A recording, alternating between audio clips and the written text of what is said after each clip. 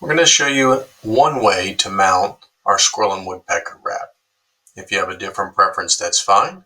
You'll pre-cut the pole wrap so it's the proper diameter around the pole. Give it a little pre-wrap.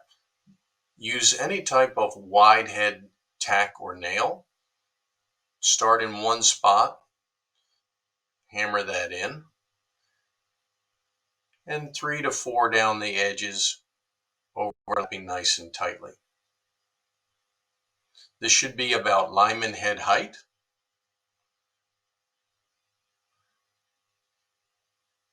Once these are installed, with a few broadhead nails, you're complete.